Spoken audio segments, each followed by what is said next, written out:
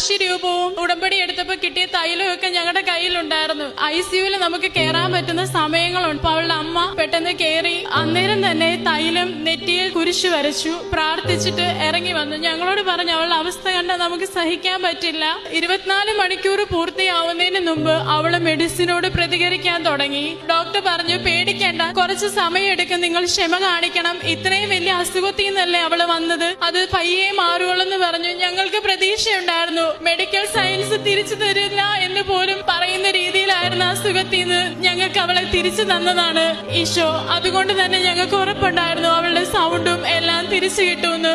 1-2 ആഴ്ച കഴിഞ്ഞപ്പോൾ അവളുടെ സൗണ്ട് ശരിയായി, ആരോഗ്യം ശരിയായി. ഇന്ന് അവക്കൊരു മെഡിസിനും ഇല്ല. പുതിയൊരു ജന്മമായിട്ട്, പുതു സൃഷ്ടിയായിട്ട് തമ്പുരാൻ തന്നതാണ് എന്റെ അനിയത്തിനെ.